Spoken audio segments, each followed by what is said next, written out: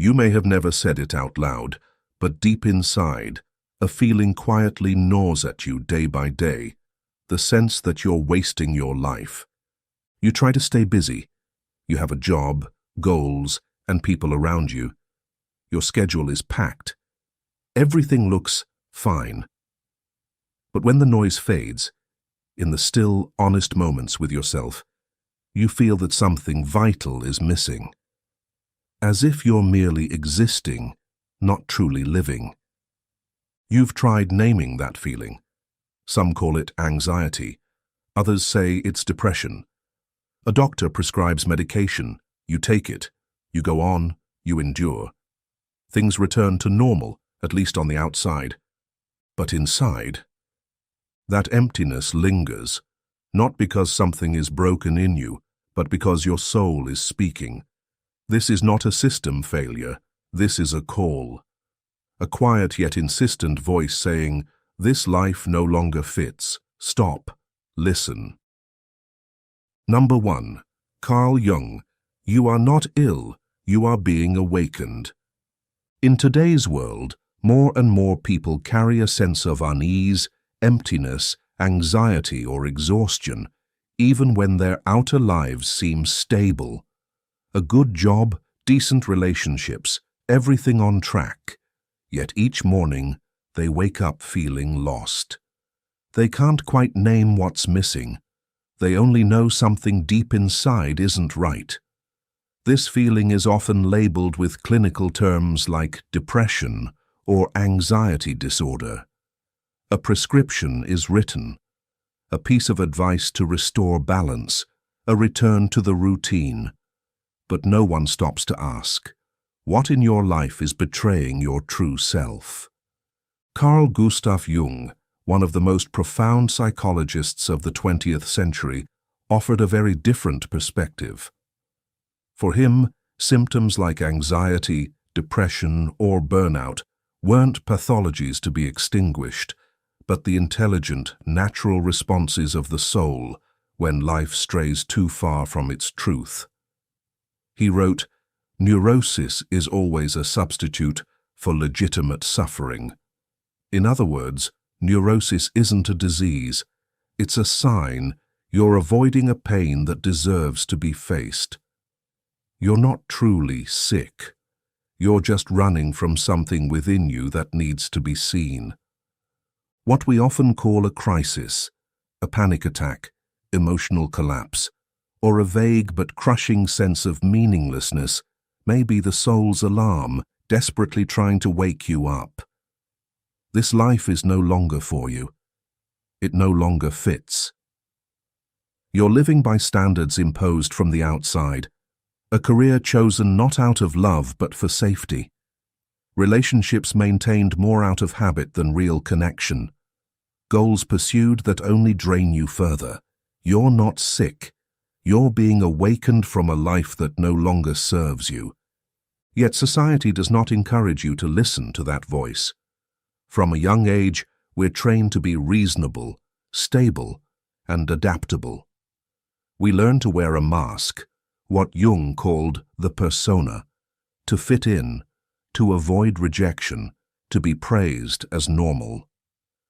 But when you live behind a mask long enough, the soul begins to suffocate. Day by day, it starts to feel like you're just performing, working, smiling, fulfilling roles, but never truly present in your own life. Some people collapse at the very peak of success, like the young lawyer who, after making partner at a prestigious firm, suddenly fell into a deep depression. There was no clear reason. He just couldn't get out of bed in the morning. In the long hours of analytical therapy, he slowly remembered his childhood passion for painting, his dream of being an artist. A dream silenced by his parents' expectations. He had traded away the deepest part of himself to achieve a success that turned out to be empty. That wasn't an illness. That was a soul reclaiming its truth. Or the single mother who worked 16 hours a day to provide for her child, constantly praised as a strong woman, until she collapsed from a panic attack on her way to work. No one understood why. She had no problems. But deep down, she couldn't remember the last time she lived as a human being, not just a role. No one asked what she needed. No one asked if she was still present in her own life. What she needed wasn't medication. It was a life that had space for her in it. Jung once said, "The shoe that fits one person pinches another.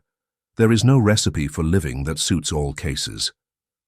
Life has no universal formula, but society insists on one path: education, success, stability, consumption, repetition.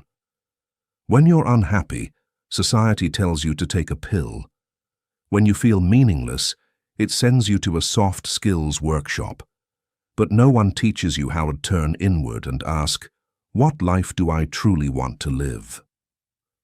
If you're feeling exhausted, lost, or ungrounded, maybe the problem isn't that something is wrong with you.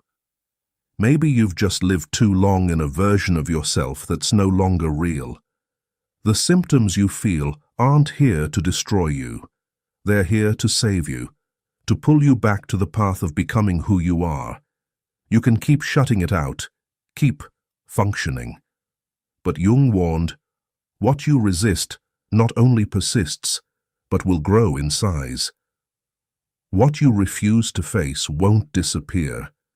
It will grow until it forces you to stop. The real question is, will you choose to stop willingly, or wait until you collapse? We live in an era where the soul is worth less than productivity, where inner silence is mistaken for weakness, where psychological distress is reduced to biochemical imbalances. But you are not a machine in need of calibration. You are a human being trying to speak. Carl Jung didn't come to fix people. He came to remind us we suffer because we've forgotten who we are. And what you're feeling now, however painful, might be your first chance to wake up from the life someone else wrote for you. A life that looks good on the outside but can never nourish your soul. Maybe you don't need healing. You need transformation. And that journey doesn't begin with a 5-step plan. It begins with one simple, difficult decision: to listen to yourself honestly for the very first time. And the final question I leave with you, one you don't need to answer right away, only carry with you. If today were the first day of living your true life, what would you do differently? Number 2, you are living a life that isn't yours. And when you finally dare to stop and listen to the quiet voice within, you may begin to see a terrifying truth. You may have never truly lived your own life. Everything you thought you chose, your field of study, your career, your lifestyle, even the way you express yourself, was, for the most part, shaped by the expectations of others, your family, society, and the invisible weight of cultural norms. Carl Jung saw this long before most. He called it living according to a pre-written script, where a person is no longer the creative author of their life, but merely an actor playing a role in a story someone else wrote. Worse still, we play the role so convincingly that we believe it is who we are. But over time, the inner self begins to crack, and the soul can no longer bear the weight of the lie. Jung called this mask the persona, the social self we construct to be accepted, to be loved, to be validated. It is not the enemy. The persona serves a purpose. It helps us survive, adapt, and belong. The danger is when we identify completely with it, forgetting that beneath the mask lies a living, breathing self, the real self, abandoned, silenced, even denied. Have you ever felt like you're constantly holding it together? Not your body, but your soul, always saying the right things, behaving properly, hiding your sensitivity, suppressing your real emotions. Maybe you call it maturity. But sometimes maturity in the modern world is nothing more than mastery of pretending. The persona is that which in reality one is not, but which oneself, as well as others, think one is. Carl Jung. Imagine you are an artist at heart, wild, imaginative, but you were born into a family that only values stability, practicality, and upward mobility. Slowly, you learn to lock your passion away in a dark corner. You choose an administrative job instead because it's safe. You craft the image of someone reliable, well-planned, reasonable. You are praised. They call you mature. But inside you, a forest is withering, desperate to breathe. A woman I once interviewed, a former senior manager at a global financial firm, shared that she was always seen as the ideal figure, independent, competent, emotionally controlled. But during a business trip to Norway, sitting alone by a lake, she suddenly broke down in tears without knowing why. She said, "I realized I had never lived. I was only executing a plan."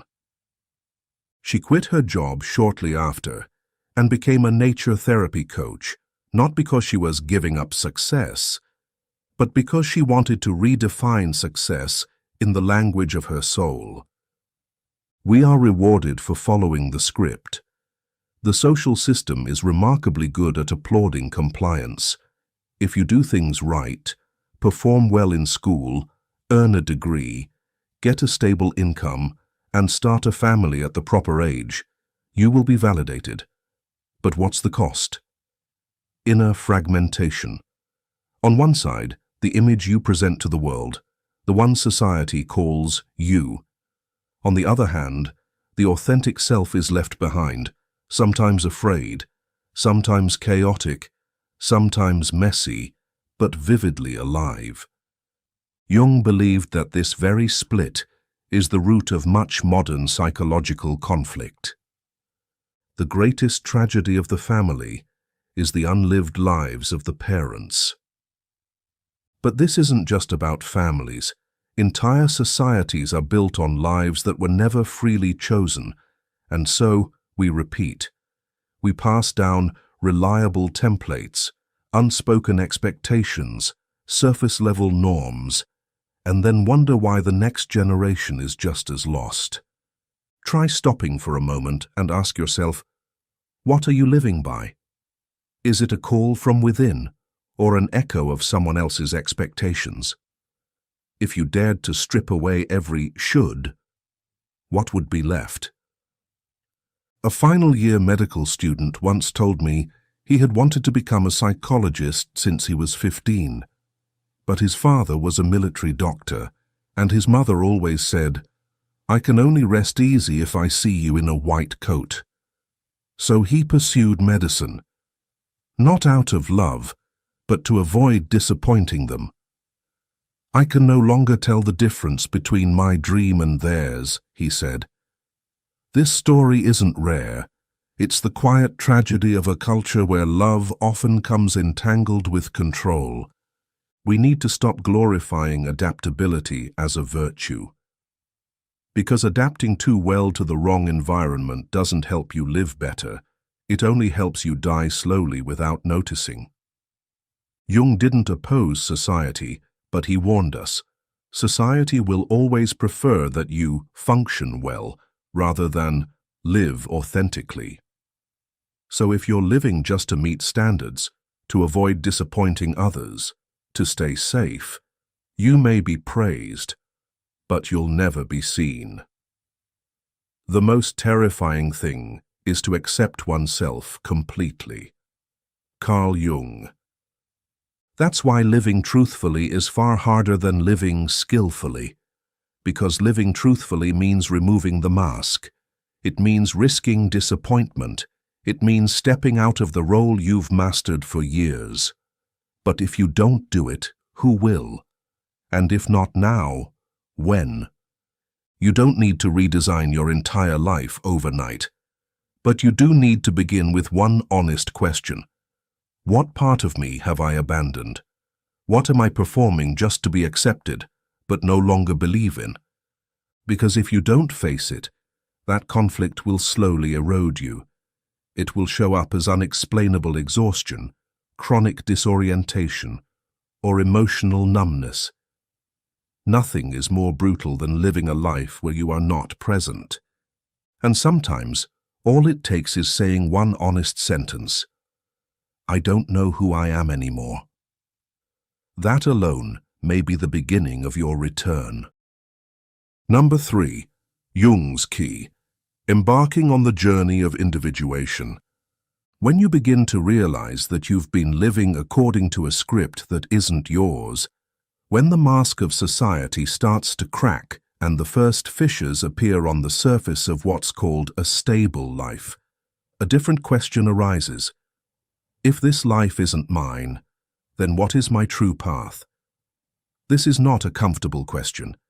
It doesn't bring immediate relief, but a profound disorientation, a painful yet honest ambiguity.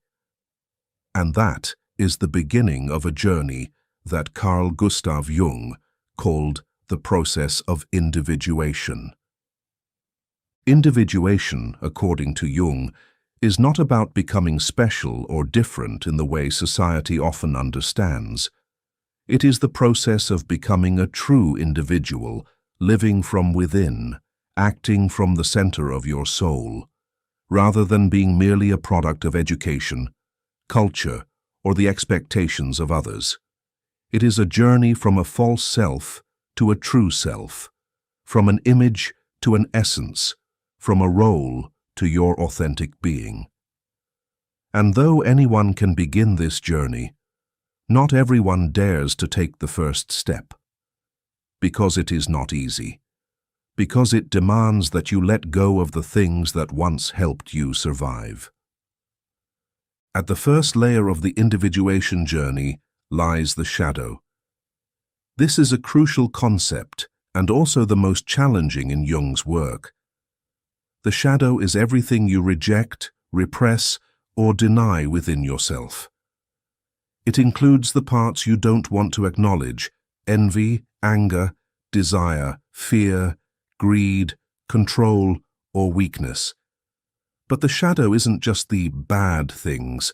It also encompasses positive qualities suppressed because they don't fit the mold you were taught to follow. You might be a woman who excels at enduring, always yielding, always sweet. But somewhere inside, there's a part of you that wants to scream, to reclaim your right to choose, to break free from the mold. You might be a man who is calm, rational, and measured, but the shadow within you longs to be vulnerable, to cry, to live emotionally without judgment.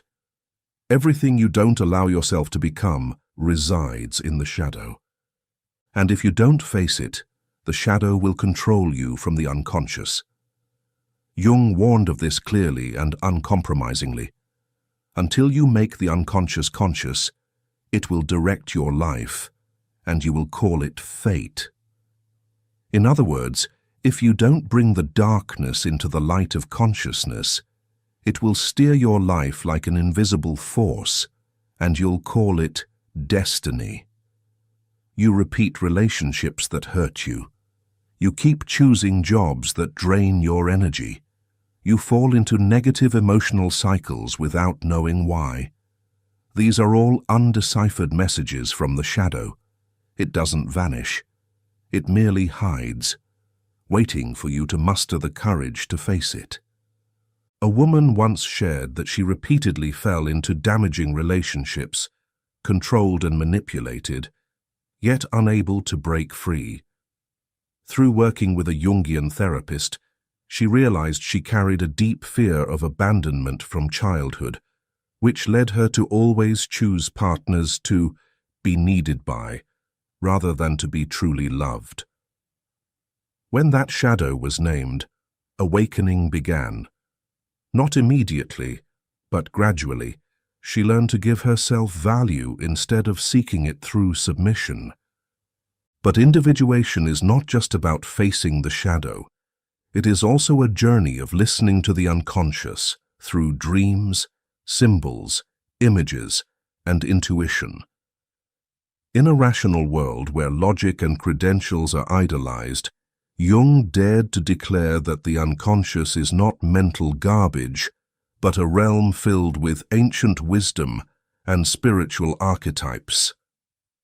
Within the unconscious lie guides, not in the form of language, but in images, symbols, and feelings. Have you ever had a recurring dream? An abandoned house, a train with no destination, a silent child in a corner? These are not random. They are the language of the unconscious.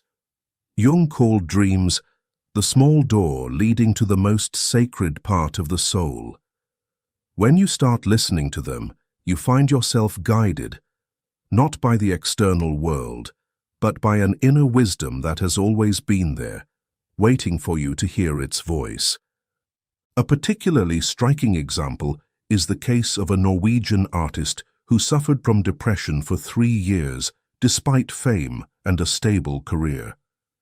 She recounted dreaming every night of standing in a field of fire, unable to call for help. In a session with a Jungian analyst, she discovered that the field of fire symbolized her artistic passion, stifled by commercial contracts and audience expectations. She had sacrificed her creative instinct to normalize herself. That dream was the cry of a burning soul and also an invitation to return. And you, have you ever noticed a recurring dream in your life? Have you ever felt haunted by an image or emotion but didn't dare pause to explore what it's saying? Individuation is not merely analysis. It is a spiritual rebirth. When you dare to face the shadow, listen to the unconscious, and embrace the neglected parts of yourself, you move from a fragmented state to a vibrant whole. No longer just playing a role, no longer a victim of habits, but someone who lives from within, makes decisions from truth, and accepts themselves fully. That statement is a manifesto. It defies hypocritical moral doctrines and the obedience taught from childhood. But it is liberation. When you stop trying to be good in others' eyes, you begin the journey to be real. And that is the only thing that makes this life meaningful. Don't mistake individuation for a path filled with light. In truth, it is a journey through darkness. It demands the courage to let go of illusions. It requires you to make peace with your fears, your wounds, and the instincts you've suppressed. But the deeper you go, the freer you become. And that freedom doesn't come from doing right, but from living true to your essence.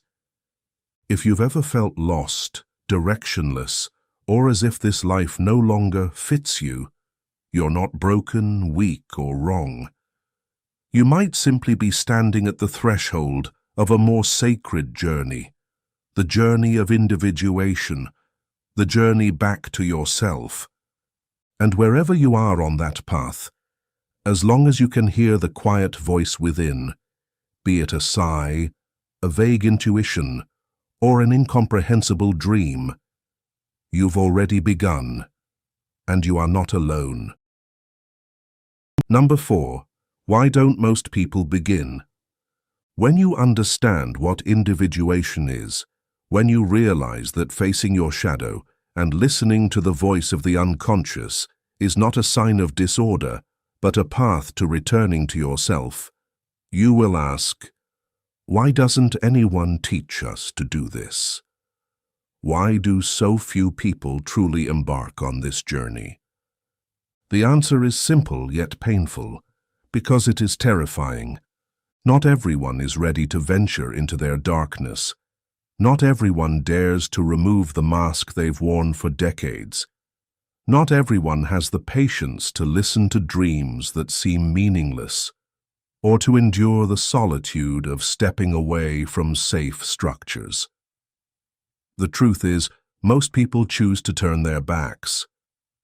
Jung once said something profoundly sharp.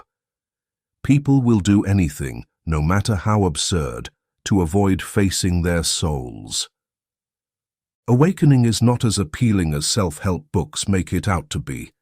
It's not a moment of eureka inspiration after a meditation session. It is a long, fractured process.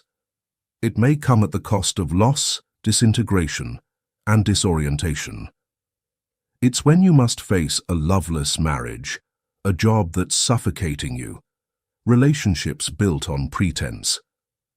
It's when you realize, to live authentically, you must let go of false stability. And that is more terrifying than anything else. We are taught that stability is the ultimate goal. Stability in career, finances, and social image. But Jung saw clearly that stability is not always synonymous with vitality. Some people are so stable that they no longer feel. They no longer hurt, but they also no longer rejoice. They no longer cry, but they can't laugh deeply from the heart either. That is the stability of a frozen soul. A businessman in his 40s whom I once interviewed told me he felt, "Everything is right, but nothing is real. Career, family, wealth, all perfect on paper. But when alone, he felt like an exhausted actor in a script he had written." When I asked, "What's stopping you from changing?"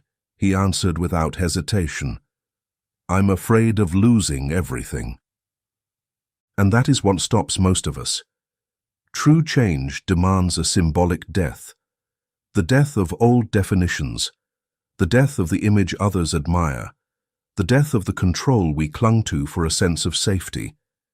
Jung called this the death of the ego, not to disappear, but to make space for a deeper, truer, more vibrant self to be born. There is no coming to consciousness without pain. And as he said, no awakening comes without pain. We avoid the journey of individuation because it demands accountability. There's no one left to blame, no one to distract you. You're forced to look in the mirror and ask, whose life am I living? A photographer once shared that she spent years living a contemporary urban style because it was trendy. She was praised, won awards, and was invited to exhibitions. But she hated every photo she took. They lacked soul. In a moment of profound awakening, she returned to black and white film photography, an outdated medium, and began capturing rural life. Friends were shocked. Critics sneered. But it was the first time she felt truly alive. When I asked if she had regrets, she smiled and said, "I lost fame, but I found my essence." Not everyone dares to pay that price. Jung never promised that the truth would feel comfortable, but he believed that only the truth can heal you. Any form of stability built on avoiding yourself will, sooner or later, collapse. It will crumble through inexplicable anxiety, a sense of living redundantly, or a sudden event that forces you to confront the question, in the end, what am I living for? What is it, finally, that induces a man to go his own way and to rise out of unconscious identity with the mass as out of a swathing mist? Jung's question remains as relevant as ever. What truly enables someone to overcome fear and live authentically? The answer is not skill, money, or motivation. It is a moment of utter honesty. The moment you admit that if you continue living as you are, you will lose yourself. If you're reading this and feel a twinge of unease, a slight pang, or a subtle tremor in your chest, that may be the first signal of inner movement. And I'm not asking if you're brave enough. I'm only asking, How much longer can you live inauthentically? We choose paralysis because paralysis doesn't hurt. But paralysis isn't living either. When you live only to avoid disruption, you also forsake the chance for profound joy, true love, and the feeling of being fully present in every moment. Those things don't exist in the comfort zone. They only emerge when you begin to live as a person with a soul, not just an image. And if you're not yet ready to take the step, remember this. Not acting is also an action. Not choosing is also a choice. And if you keep delaying, you're not just losing time, you're losing yourself day by day, moment by moment. So, what do you choose? The familiar pretense, or a painful but real journey? A repetitive shadow, or an essence waiting to be named? You don't need to answer right away, but you need to listen. Because, as Jung emphasizes, the privilege of a lifetime is to become who you truly are. And if you truly want to stop wasting your life, you must start there. Number 5. The final call. Will you keep pretending or choose to live authentically? Not everyone who avoids this journey is heartless. Not everyone who refuses to begin is entirely dead inside. Among the countless people living behind masks, there are still those with weary eyes that haven't lost their spark. There are still questions swallowed, but not forgotten. And if you're still here, reading these words, there's likely a part of you that hasn't surrendered. And that part is where the truth begins.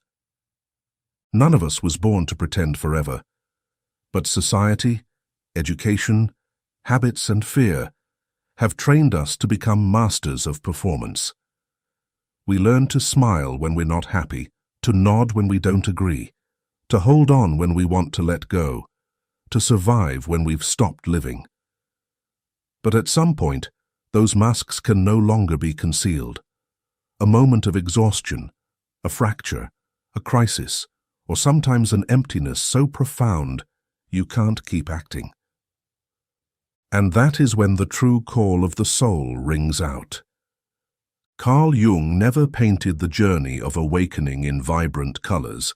On the contrary, he described it as a harsh turning point where one can no longer bear the inner lie and is forced to choose.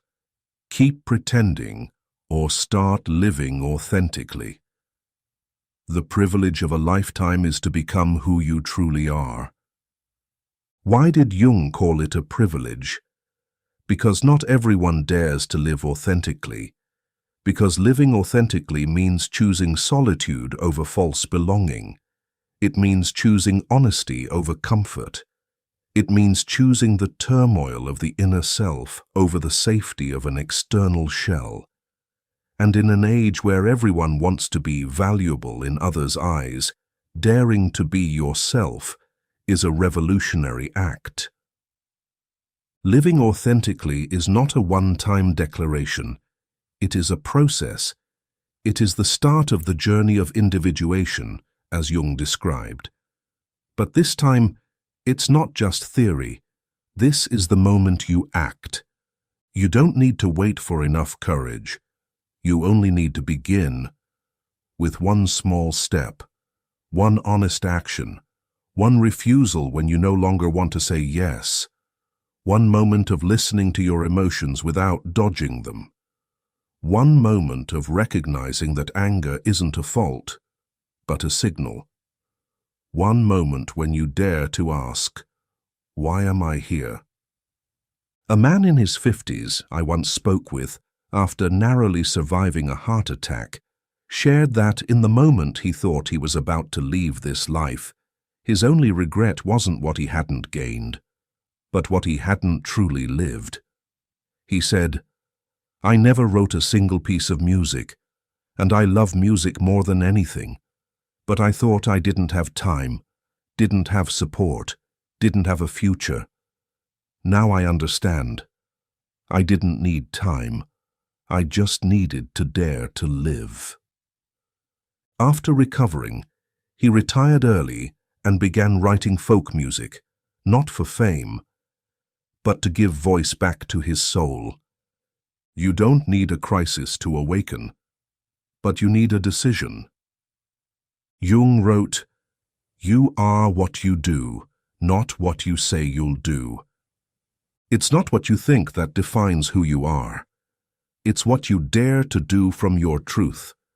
And if you truly want to stop living a borrowed life, you must act as if your soul deserves priority over society's approval. The question isn't, are you ready to change your entire life? The question is, do you dare to live one day honestly? One day when you don't try to please anyone. One day when you live from your true emotions. One day when you don't ignore the inner voice just because you fear complicating things. One day, and from there, step by step, you rebuild your life from the foundation of truth. That journey may be lonely, because when you start living authentically, you may lose some people. But remember, you only lose those who loved the mask you wore. Those who love the real you will recognize the light in the truth you're living. Jung understood that living authentically is a sacred act, but also the one most avoided in life. To become conscious of what one is to awaken from the dream of being someone else. And awakening always hurts. But it is also the only thing that can free you from prolonged emptiness. Because if you don't live authentically, you'll continue living a life that may look fine from the outside, but inside, you know it doesn't belong to you. Reflect for a moment. How many choices in your life were made not because you wanted them, but because you should? How many emotions have you swallowed for fear of judgment? How many dreams have you buried for fear of failure? And what will happen if you continue like this for another 5 years, 10 years? Jung once said, "The only meaningful life is a life that strives for the individual realization, absolute and unconditional, of its particular law." A meaningful life isn't found in achievements, status, or possessions, but in whether you dare to live according to the law of your soul. You can keep pretending, as most do, but you can also, starting today, choose something different. Choose to begin living authentically. Not because you're ready, not because you're fearless, but because it's time, and if you hear that call, don't turn away again. There will always be 2 paths waiting for you to take. One smooth, safe, and familiar, where you remain fine, recognized, and playing the right role. And another path, rugged, uncertain, full of challenges, but the one that leads you back to yourself. Carl Jung never promised that the journey to becoming your true self would be easy. He only affirmed that it is the only path that can bring spiritual wholeness. For nothing is more painful than living an entire life without ever living as yourself. And nothing is more paralyzing than a good life that is empty, repetitive, and soulless. You don't need to change everything in a single day. You only need to dare to begin with one conscious choice, to refuse something that no longer feels true, to stop playing an outdated role, to speak a feeling you've hidden, to listen to an inner voice you've long ignored. True living doesn't start with grand milestones. It begins with quiet courage. One step, one decision, one nod to yourself. And if you've read this far, it means a part of you has already awakened. You may still doubt, you may still fear, but the truth is, you are more ready than you think, and your soul knows it. Now, what will you choose? If what you've just read has touched a part of you, a part that hasn't yet lived fully, don't let this journey end here. Subscribe to the channel to continue walking together on the path of discovering your essence, healing, and living authentically. Why does someone who has left your life still live on in your mind? No longer present in the outside world, yet they slip into your every thought, every dream, every quiet moment. You try to forget, but they don't disappear. They linger in your mind like a familiar ghost, distant yet heartbreakingly close. Carl Jung was not just a psychologist. He opened the door to a dialogue with the unconscious world, which might help explain this. He believed that spiritual growth doesn't come from chasing the light, but from the courage to enter one's darkness. And sometimes that person is the symbol of that darkness. They are no longer a specific individual, but a symbol of a part of you that remains misunderstood, unaccepted, and unhealed. To let go, you don't need to forget. You need to understand what they are reflecting inside you. So if they are no longer them, but a part of yourself speaking out, would you dare to listen? Keep walking with me, because what you are trying to forget may be exactly what you need to understand to truly let go. Number 1. They are a symbol, not just a person. Carl Jung once said that the unconscious does not communicate with us through logical language, but through symbols, images, and emotions. It's the most primal language, existing deep beneath the surface of consciousness, beyond the reach of reason. When someone has already left your life but continues to linger stubbornly in your mind, chances are they are no longer just themselves. They've become a symbol, a signal from the unconscious, trying to say something you've never truly listened to. Jung called this the symbolic mechanism of the unconscious, where people, dreams, or real-life events become mirrors reflecting forgotten, denied, or wounded aspects of your inner world. This person might not be an irreplaceable love, but the embodiment of an old wound that never fully healed. Perhaps you can't let them go because they represent the moment you were abandoned, overlooked, or not loved the way you needed. They could symbolize your fear of being forgotten, the pain of childhood neglect, or even a part of your personality you've buried, such as dependence, jealousy, vulnerability, or the craving for validation. In Jungian psychoanalysis, this is the moment you are invited into the journey of facing your shadow, the part of yourself you don't want to see, but which continues to shape your emotional life. When the shadow goes unacknowledged, it finds ways to surface, through the people you can't forget, the memories you thought were buried, and especially through the obsession with someone who's no longer present. Ask yourself honestly, when you think of that person, what emotion rises most intensely? Is it a lump in the throat kind of sadness, repressed anger, or regret over unfinished moments? These emotions are not something to erase. They are clues. They are signals from the unconscious, pointing you towards something in you that has not yet been healed. Jung believed that truth doesn't lie outside of us, but within our inner reactions to a person or a situation. When someone lives on in your mind, it's not random, nor is it just a love that hasn't faded. It's because they've triggered a part of you that you haven't yet understood, embraced, or reconciled. They are a symbol, not the main character.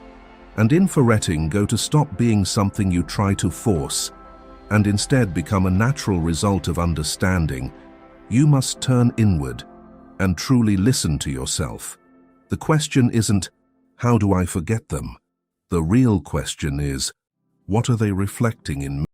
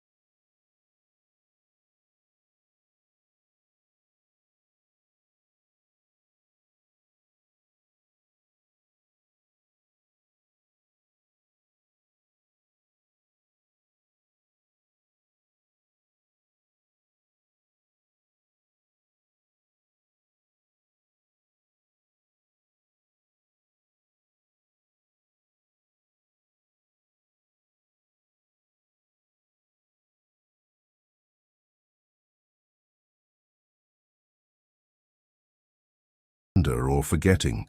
Letting go is an act of courage and love for yourself. When you stop resisting emotion and start listening to it, you're no longer a victim of your past. You become your guide. A relatable example. Someone was in a long-term relationship, then parted ways in silence, without explanation. They couldn't move on, not because the person was so special, but because inside them lived an unanswered question. Why wasn't I enough? And they carried that question into every relationship that followed.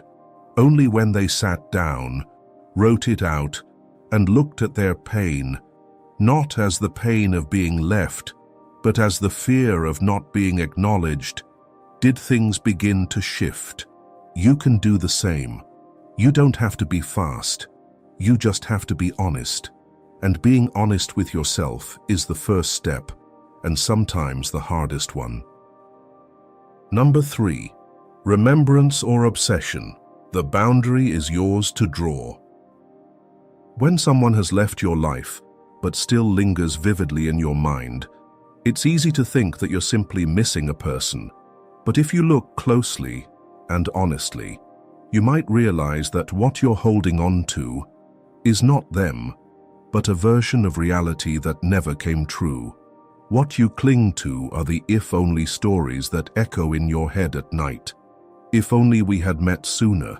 If only I hadn't made that mistake. If only they had understood me. If only they had stayed. You're not just reminiscing. You're living inside a narrative that never actually existed. Carl Jung observed that the human mind is remarkably skilled at constructing idealized images, especially when faced with loss. The unconscious doesn't simply remember a person. It transforms them into a symbol, a dream, a what should have been, a what could have been. But real life often looked very different. Maybe you were hurt in that relationship. Maybe you were ignored or lost yourself. Yet now, all of that is veiled behind a mist of nostalgia and imagination. In Jungian psychology, this is called projection. You project your unmet needs, your suppressed desires, onto another person, and then attach meanings to them that are reflections of your inner world. That person becomes the light, the soulmate, the only one who ever understood me. But what you're seeking isn't in them. It's in the part of yourself that you've forgotten. For example, a woman becomes obsessed with a past lover who once made her feel cherished and heard.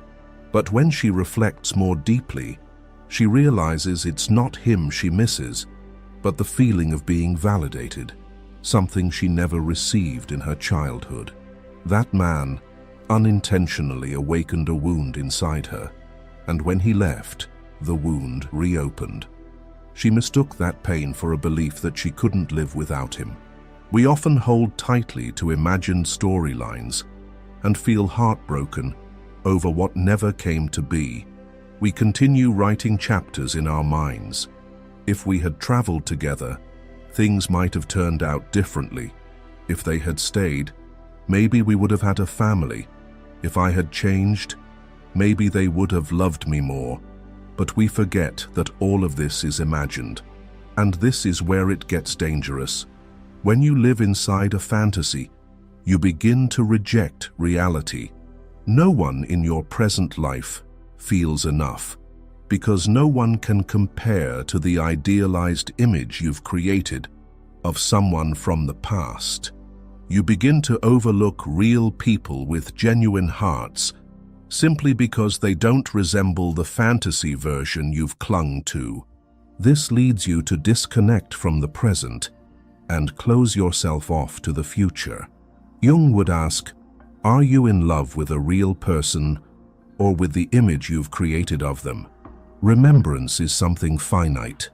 It's like looking at an old photograph, appreciating that it once happened, and then gently putting it down so you can move forward. Obsession is different. Obsession is when you live inside that photograph, try to recreate it, and refuse to accept that time has passed and reality has changed. The boundary between remembrance and obsession is not fixed by circumstance. It is a choice you make. When you're brave enough to admit that the person is no longer here, and that what you truly long for is not them, but the unmet expectations you tie to them, that's when you begin to step out of the trap. You can remember without imprisoning yourself. You can be grateful without living in an illusion. You can say, I once loved, once dreamed, once hoped, and now I let go. Not because I stopped feeling, but because I choose truth over fantasy. Number 4. The shadow and forgiveness. Carl Jung believed that each of us carries a shadow within, a collection of traits, emotions, desires, or memories we cannot accept and have unconsciously pushed into the dark corners of the psyche. The irony is, what we reject often holds the most power over us, and in many cases, the person we can't let go of becomes the clearest mirror of that shadow. Have you ever felt bitter that they're happy while you're still struggling? Have you felt weak, abandoned, or worthless when they left? Have you been jealous, resentful, tormented by what did or didn't happen? From Jung's perspective, those feelings aren't just emotional reactions. They are reflections of parts of you that haven't been integrated. That person, whether intentionally or not, has triggered what was already hidden inside: insecurity, fear of abandonment, a sense of unworthiness, or long-suppressed anger. They didn't create the wound. They revealed the one already within you. And here is the powerful truth Jung emphasized. You cannot heal if you refuse to take responsibility for your own emotions. Blaming the other person for leaving you, hurting you, betraying you, only prolongs the pain. It locks you into a victim mindset where you believe you have no control, no choice, no power to change. But the opposite is the key. The moment you stop blaming, healing begins. Jung never told anyone to downplay their pain or forgive out of obligation. He understood that negative emotions exist for a reason, but he was clear. The shadow only loses its grip on your life when you dare to face it. And that starts with acceptance. Accept that you were jealous, that you were weak, that you depended on someone as if your existence were tied to theirs. Not to punish yourself, but to reclaim your truth. Forgiveness in this journey isn't just about forgiving the other person. Often, the hardest part is forgiving yourself for waiting too long, for falling into obsession, for not being strong enough to walk away sooner. Some people keep asking themselves, why was I so weak? Why wasn't I more clear-headed? If I had been different, maybe they would have stayed. But you know what? Those are the most human parts of you, the parts that need your love the most. Forgiving yourself is how you embrace the shadow and begin to integrate it into your whole self. For example, a man once betrayed in his first relationship carried that anger for years. He hated his ex, dismissed his own emotions, and became cold to everyone who came after.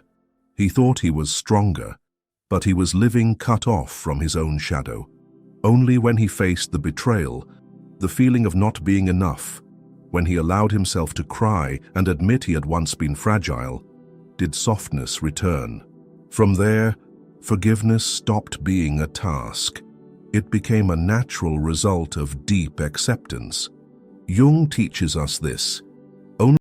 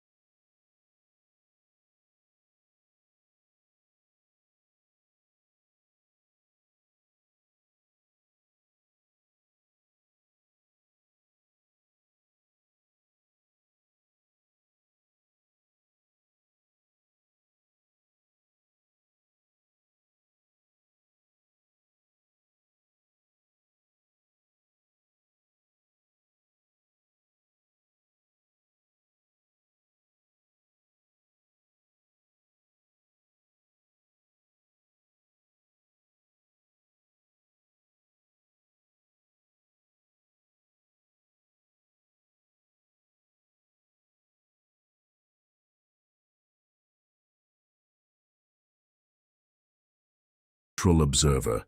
Let the emotions pass like clouds. You don't have to hold them, nor push them away. Jung believed that truth does not come from outside, but from the deepest layers of the inner world. And to hear the voice from those depths, you must first calm the surface. For example, someone who had gone through a painful breakup found that every time he sat quietly, images of his ex would surface. Their laughter, their departure, all the unfinished words.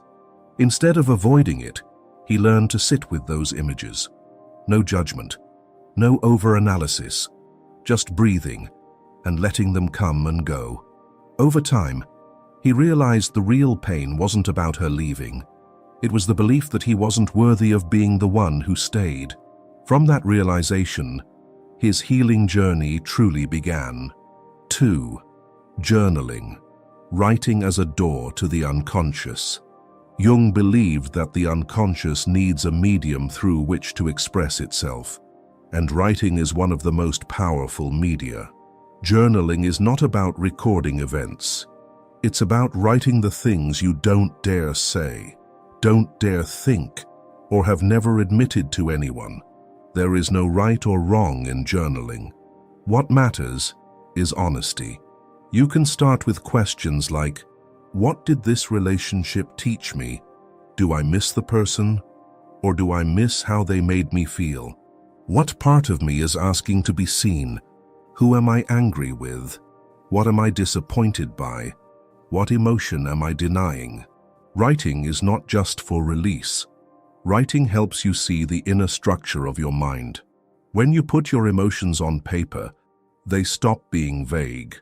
They appear like characters in a play, and for the first time, you have a chance to understand each role. A real-life example. After ending a manipulative relationship, a woman began writing every night. In the beginning, she filled the pages with anger toward the other person. But over time, as she dug deeper, she realized she wasn't really angry at him. She was angry at herself for not leaving sooner. That anger was what she needed to forgive not him, but herself.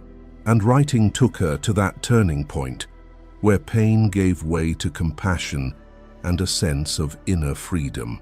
3. Visualization. Turning the inner world into living symbols. Jung placed great emphasis on imagery and guided imagination, active imagination, as tools to communicate with the unconscious. One of the most powerful practices is visualization, active, intentional imagining. You can try the following exercise. Close your eyes. Breathe slowly. Imagine you are holding a string. At the other end is the image of the person you can't let go of. Maybe their back is turned. Maybe they're looking at you. Or maybe they are just a feeling. This string represents the unresolved connection between you and the past. Now, imagine gently letting go of the string. Not pulling it, not cutting it, just letting it slip from your hand. Watch what happens next, what emptiness appears, and instead of panicking, allow light, the light of awareness, compassion, and your presence, to gradually fill that space. Visualization is not a mental trick. It's how the unconscious works through symbols. The act of imagining release sends a signal to the deeper parts of the brain, where emotional memory is stored, that a chapter is closing. And over time, it changes the way you respond to thoughts of that person in real life. 4. Integration and patience. Small acts, big shifts. You don't have to use every tool every day. Just choose one. Stay with it. Be patient. You can't erase memory, but you can change your relationship with it. The truth is, letting go doesn't happen all at once. It happens in layers, in waves, in breaths. Some days you'll feel okay. Then one day, a song will make you cry again. That's okay. Jung said, the soul has its rhythm of healing. Your task is to respect that rhythm. Each time you write a journal entry, you reclaim emotional ownership. Each time you sit in silence and observe your inner world, you shine light on the shadow. Each time you let go in your imagination, you take back the power you once gave the past without knowing. And all of those small actions, over time, create deep transformation. 5. 1. Final reminder. You don't have to get over them to move on. The surprising truth is, the more we try to forget, the more we remember. The more we try to get over it, the more we get pulled back. Maybe it's because we misunderstand what letting go means. Letting go is not discarding. Letting go is integration. It's allowing that person to become part of your growth story, not the anchor that keeps you stuck. Write, observe, imagine, forgive. These actions may seem small, but they are the clearest expressions of deep love, the love you offer to yourself.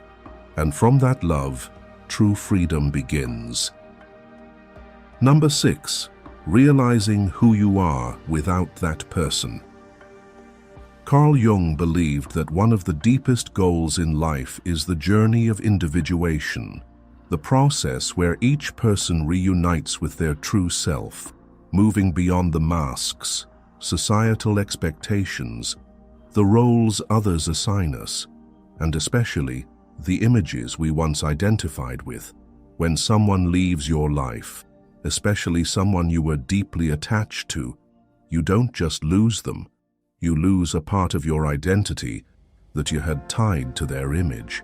You may think you're only grieving the breakup, but in truth, you're panicking over a quiet and painful question. Who am I when I am no longer the one they loved? This is not just a fleeting emotion. It is an existential crisis. In long or emotionally intense relationships, the boundary between me and us gradually fades. We start to define ourselves through the relationship. I am the one they chose, the one who made them laugh, the one who held their hand in public. When it all falls apart, it's not just memories that disappear, but an entire part of your identity that collapses with it.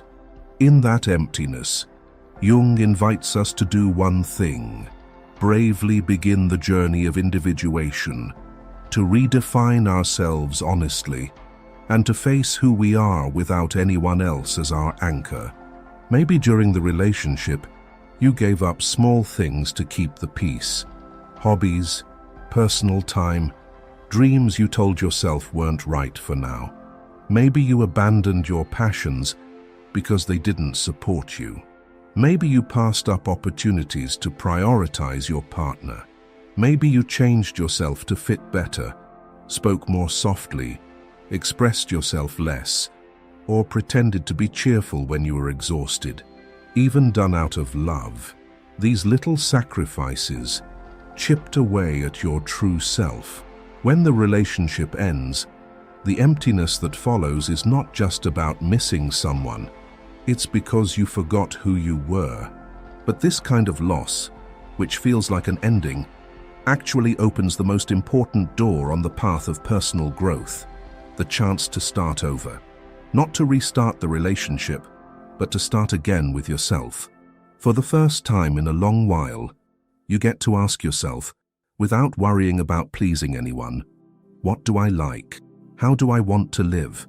What dreams did I once have, but have since forgotten?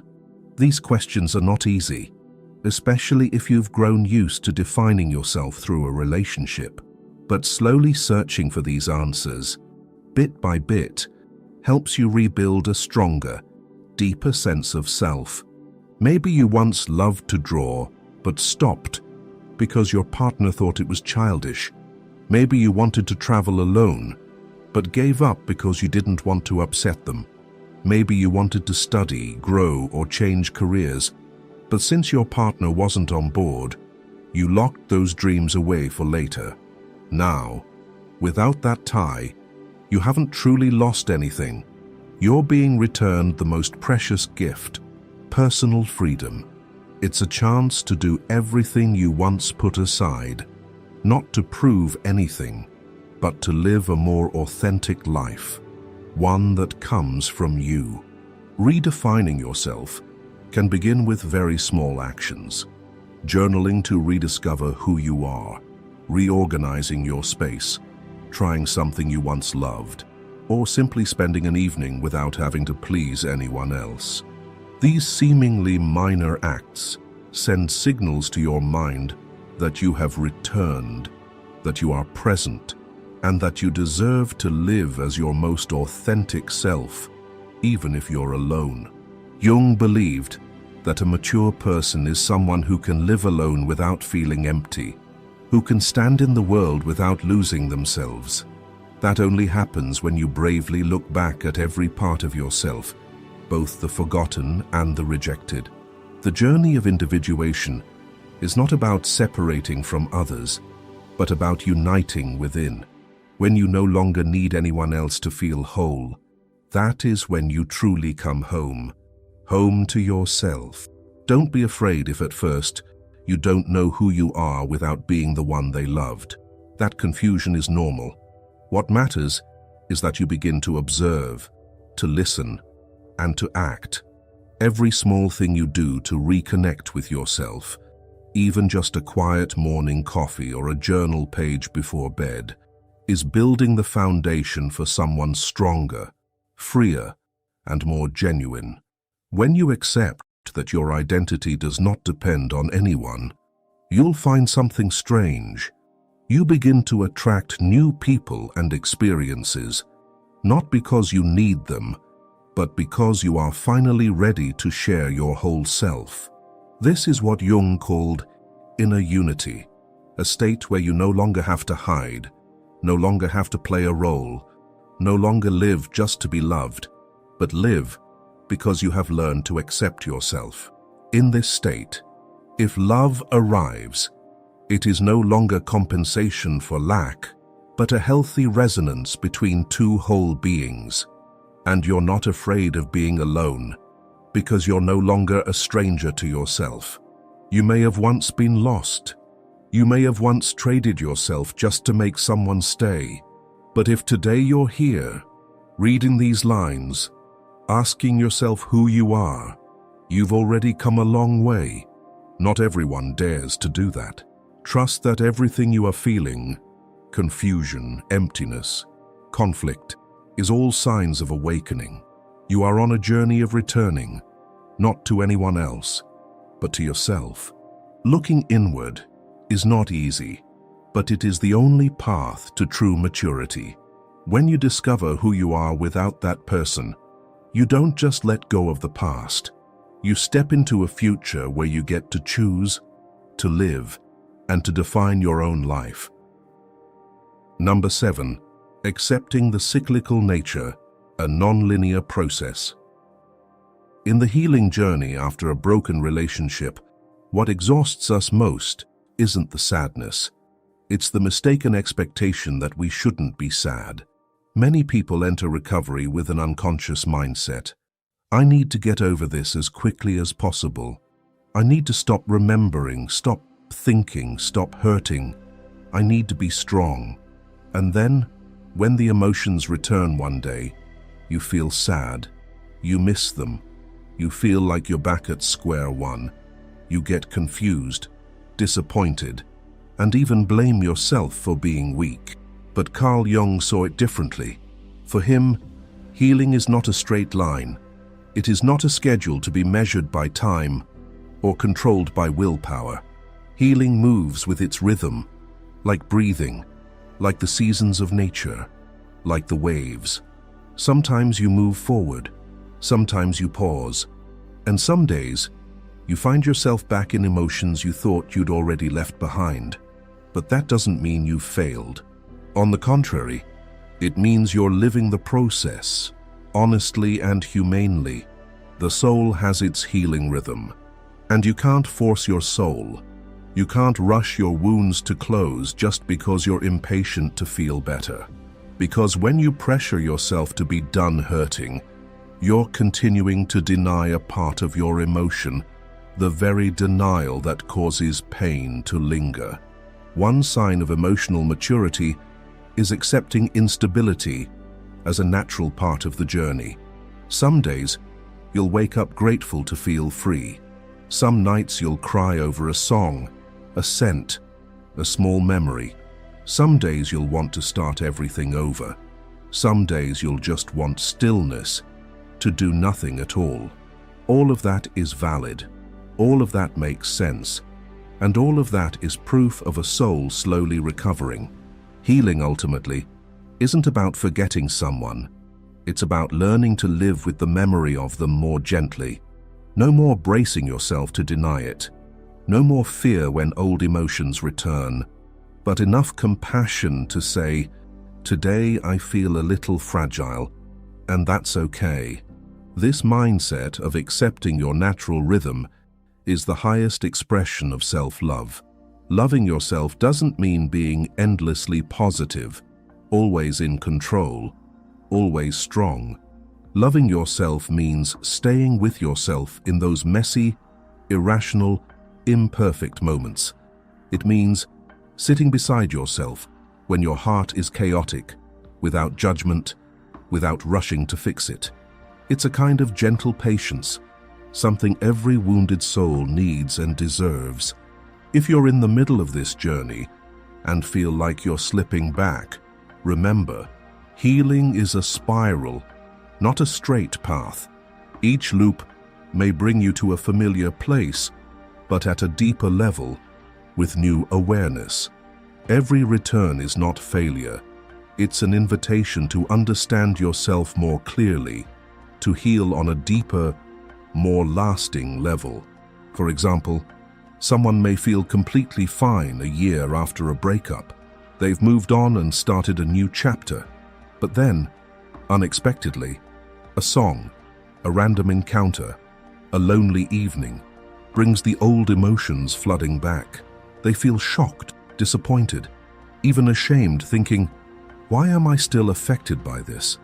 But that return is an opportunity, a chance to see what pain hasn't yet been fully acknowledged, a chance to touch the wound again, but this time more gently, more truthfully. In Jungian analytical psychology, recurring emotions aren't failure. They are feedback from the unconscious that something remains unintegrated. It's a call to continue, not to start over, but to go deeper. Instead of asking, "When will I finally be over this?" try asking, "Can I accept my current state without resistance?" That question, simple as it sounds, is the key to a new kind of peace. A peace not born from everything being okay, but from no longer fearing when things aren't. Just like nature has spring and winter, rain and sun, you too have phases of expansion and retreat, radiance and stillness. Accepting that cycle doesn't make you weaker. It makes you more in harmony with yourself. When you stop demanding that healing be quick, you begin to truly heal. And you'll notice this. The more patient you are with yourself, the less harsh you are with others. You'll understand that everyone is struggling through their rhythms, and from that place, you'll reconnect with the world, not through control or craving, but through full presence and compassion. That, too, is part of the individuation journey. When you no longer feel separate from yourself, you no longer feel separate from life. Jung never gave a fixed formula for healing. Instead, he gave us a map, while reminding us that each person must walk it in their rhythm. Maybe that rhythm is slow, maybe it's quiet, but as long as you are still moving toward yourself, you are on the right path. Number 8. Synchronicity, when the universe reflects your inner shift. Carl Jung called it synchronicity, a meaningful coincidence, when things happening outside of you mirror the deep inner state within. Not random, not luck, but a subtle harmony between your soul and the rhythm of the universe. When you begin to change from within, no longer clinging, no longer tormenting yourself, gripping an old image, the world around you begins to shift too. Have you noticed? After days of sitting with your pain, writing your truth, forgiving others and yourself, you start to see the world with different eyes. A familiar coffee shop feels gentler. A small conversation sparks real interest. A long-lost friend shows up just when you need a kind word. A new job opportunity appears after months of feeling lost. That isn't just a coincidence. It's the universe responding to the new signal you've started to send. A signal no longer broadcasting from suffering, but from awareness. When you live inside your pain, you tend to attract experiences that match that pain, relationships that repeat old wounds, half-hearted opportunities, and emotions that keep circling back.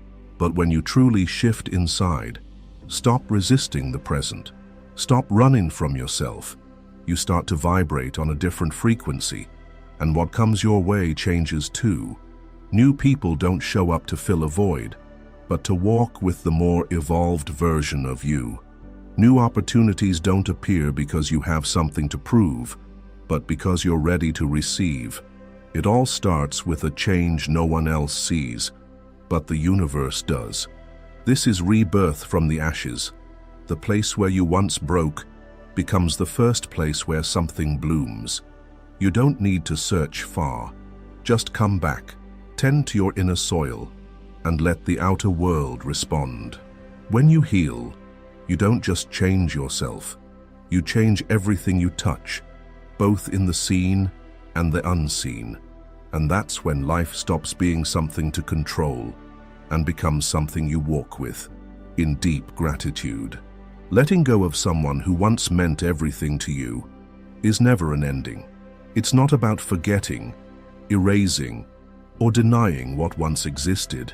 On the contrary, letting go means you've grown enough to integrate the memories into your being as part of your journey, not as a wound, but as fertile ground from which you continue to grow.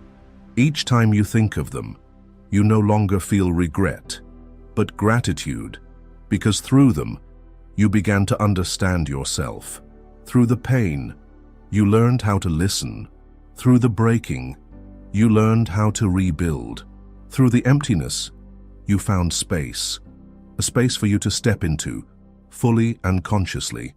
Looking back is no longer about mourning what's been lost, but about realizing how far you've come, stronger, deeper, and freer than ever. So if you find yourself at the end of a chapter in your life, don't mistake it for the last page. In truth, this is only the beginning of a stage where you no longer live to hold on to someone, but to return to the most whole version of yourself.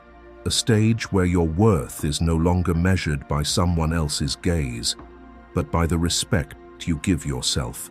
So the real question isn't, how do I forget them? But, what am I willing to do today to step out of the past and come home to myself? Maybe it's writing a journal page. Maybe it's sitting in stillness, breathing through whatever you're feeling. Maybe it's cleaning the room you've been avoiding. Or maybe it's just looking in the mirror, smiling softly, and whispering, I'm still here, and I'm starting again. Just one step, one breath, one small decision. That's all it takes to awaken the entire journey ahead. Are you ready?